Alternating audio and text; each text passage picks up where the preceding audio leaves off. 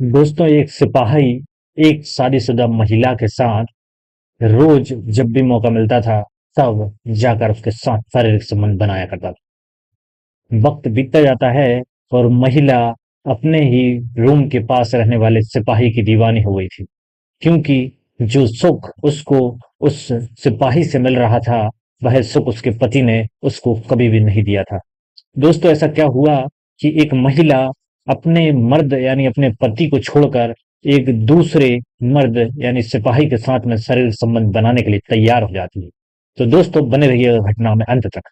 Hello, नमस्कार, आदाब, स्वागत है आप सभी का आपके अपने यूट्यूब परिवार एलपी क्राइम की कहानी में। दोस्तों, मैं आशा करता हूं आप सभी अपने परिवार के साथ खुश होंगे, स्वस्थ होंगे। चलिए तो आज की सच्ची घटना कहानी की शुरुआत करते हैं। कहानी हमारी है उत्तर प्रदेश के अमरोहा की। दोस्तों, यहाँ पर जो कहानी की शुरुआत होती है वह होती है सावित्री और जितेंद्र के साथ से।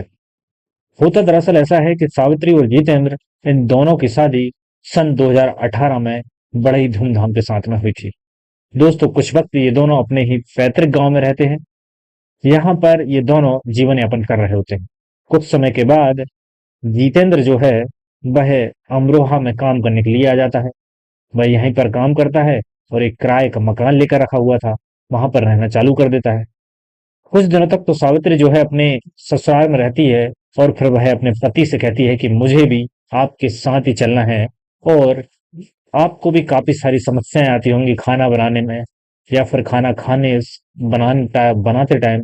इस तरह की तमाम तरीके की समस्याएं आती हैं, तो पत्नी जो है वह अपने पति जितेंद्र के साथ अमरोहा आकर रहने लग जाती है।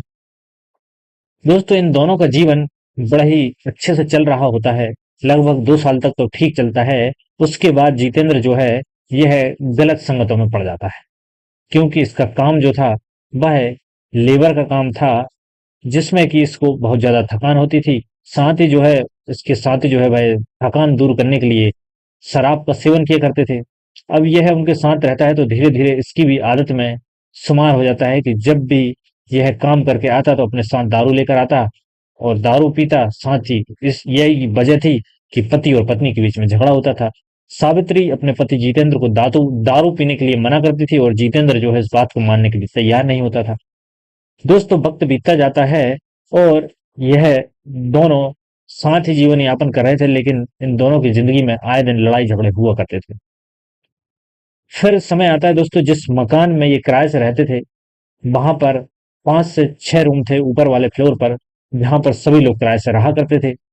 इन्हीं में से सन 2021 में एक सिपाही जो रहता है, नरेश, वह इसी बिल्डिंग में आकर किराए के कमरे से रहना जो है चालू कर देता है, क्योंकि यहाँ से खाना जो है वह पास में ही था।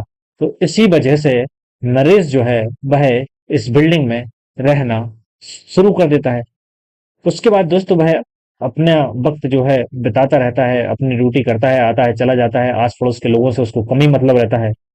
लेकिन दोस्तों, अब आस पड़ोस में रहते हैं तो एक दूसरे को हल्का फुल्का सभी जानने लगते हैं, शकल पहचानने लगते हैं कि हाँ, ये हमारे पड़ोसी हैं। इस तरह से कभी कभार मुस्कुराना या फिर हल्की फुल्की बातें हो जाया करती थी। और वह अक्सर ये देखा करता था कि जो पास वाले रूम में किराएदार रहते हैं, जितेंद्र और सावित्री, इन दोनों पति पत्नी के बीच में लगातार झगड़ा होता रहता है। 2-4 दिन ही सुकून से रहते होंगे और आए दिन के बीच झगड़े की आवाजें जो है बाहर तक सुनाई देती है। इस बात से नरेश जो है सिपाही, यह भी अच्छे से परिचित था, भली भांति इसको इसके बारे में जानकारी थी। दोस्तों, लेकिन नरेश को इनसे कोई लेना देना नहीं था कि वो क्या करते हैं, कैसे क्यों लड़ाई करते हैं। वह कभी इनके रिश्ते के बीच में इंटरफेयर नहीं करता है।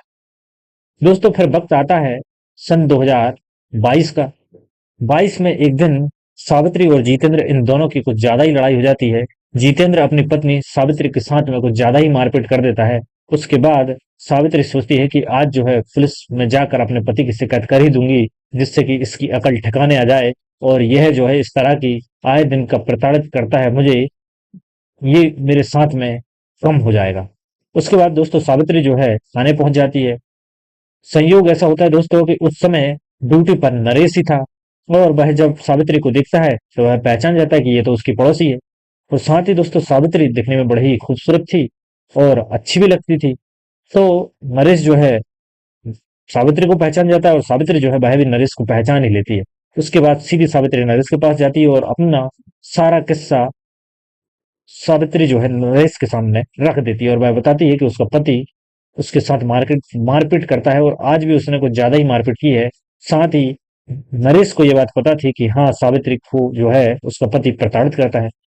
दोस्तों, उसके बाद सिपाही नरेश जो रहता है वह सावित्री के साथ सीधे अपने ही मकान जहां पर किराए से रहता था वहां पहुंच जाता है। तो उसके बाद उसके पति जितेंद्र को जो है डांट फटकार लगाता है और तमाम तरीके की समझाइश देकर इन दोनों के बीच में जो है सुलह करवाता है कि आज के बाद ये दोनों लड़ाई नहीं करेंगे, ना ही एक दूसरे के बाद एक दूसरे से जो है इस तरह की बदतमीजी और मारपीट करेंगे। वक्त बीतता जाता है। जब दोस्तों नरेश जो है सावित्री की मदद करता है तो सावित्री के दिल में नरेश के लिए अच्छी खासी इज्जत हो जाती है और वह सोचती है कि नरेश जो है उसका हमदर्द बना, उसकी विपत्ति में उसने साथ दिया, तो वह नरेश से जो है काफी ज्यादा लगाव रखना शुरू कर देती है। क्योंकि उसे पता था कि जब भी उसका पति 3-5 उसके साथ करेगा वह सीधा नरेश को इस बारे में बता देगी और नरेश जो है उसके पति जितेंद्र को आकर अच्छे से समझा देगा, जिससे कि वह जितेंद्र की प्रताड़नाओं से बच सकेगी, अपने पति की प्रताड़नाओं से बच सकेगी। दोस्तों, उसके बाद वक्त बीतता जाता है और सावित्री और नरेश जो रहते हैं वह जब सावित्री का पति जितेंद्र नहीं रहता है घर पर तो एक दूसरे से बातें किया करते हैं। हल्का फुल्का आते जाते जब इन दोनों की मुलाकात होती है तो दोनों एक दूसरे के साइड मुस्कुराना और तमाम तरीके की हरकतें धीरे धीरे शुरू हो जाती है। इसी बहाने दोस्तों सावित्री जो है नरेश का नंबर ले लेती है कि अगर कभी मेरा पति परेशान करेगा तो मैं तुम्हें फोन लगाकर बता दिया करूंगी।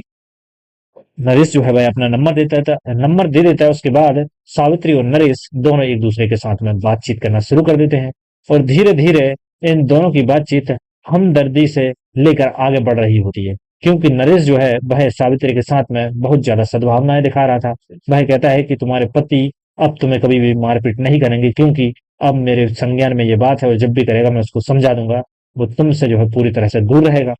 दोस्तों, जब ये बात सावित्री सुनती है तो उसे बड़ा अच्छा लगता है कि नरेश जो है अब उसके साथ हमेशा के लिए रहेगा और हमेशा उसकी बचत करेगा। इसी बहाने सावित्री और नरेश जो है एक दूसरे से बातचीत करना और अधिक शुरू कर देते हैं। बातों ही बातों में दोस्ती हो जाती है और दोस्ती के बाद इन दोनों का दोस्ती प्यार में बदल जाता है। दोस्तों, जब दोस्ती प्यार में बदल जाती है तो जितेंद्र जो रहता है वह काम करने निकल जाता है।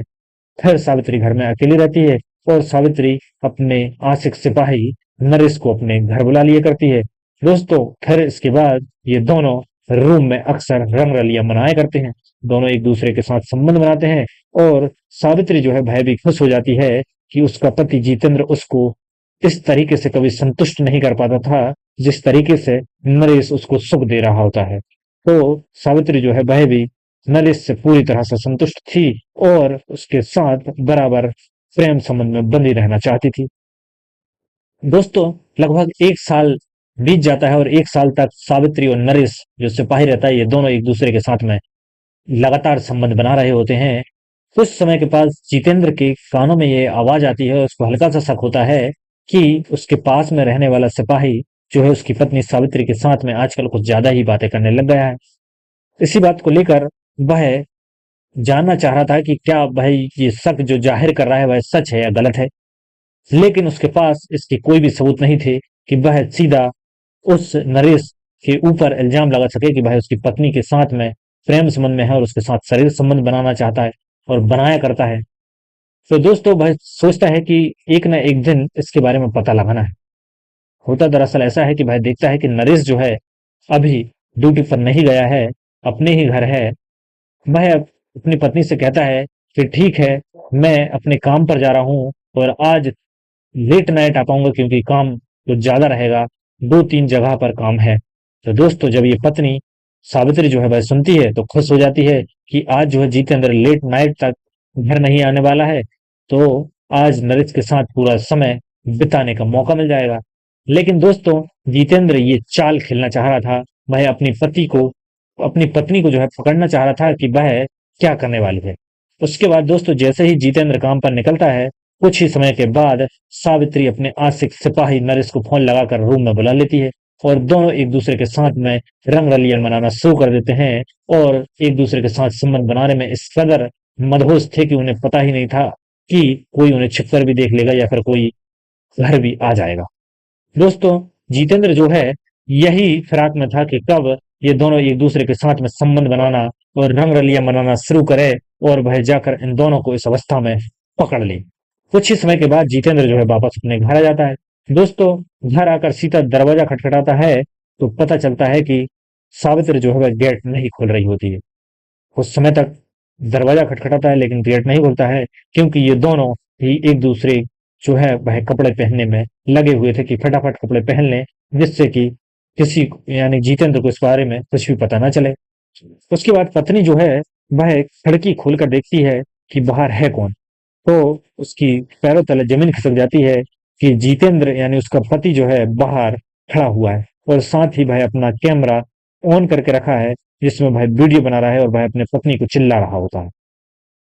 दोस्तों, जब ये नजारा नरेश भी देखता है तो वह समझ जाता है कि आज जो है अपने इश्क का पूरा पर्दाफाश होने वाला है और आज जो है अपन फंस चुके हैं पूरी तरह से।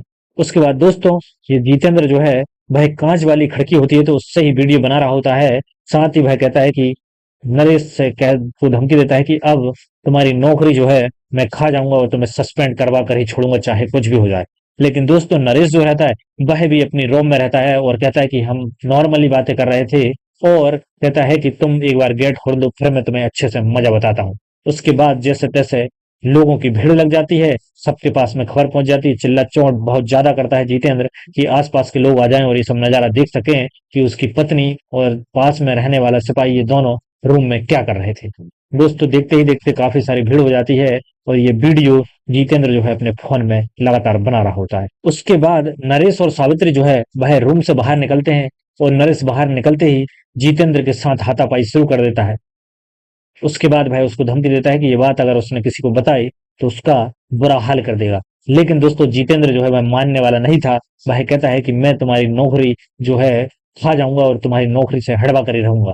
उसके बाद सीधा जितेंद्र थाने में न जाकर सीधा वहां के पुलिस कप्तान के पास जाता है और संपूर्ण जानकारी अपनी बताता है कि उसकी पत्नी के साथ में जो है एक सिपाही नरेश नाम का शारीरिक संबंध पिछले कई समय से बना रहा होता है और उसका ये वीडियो भी मेरे पास में है।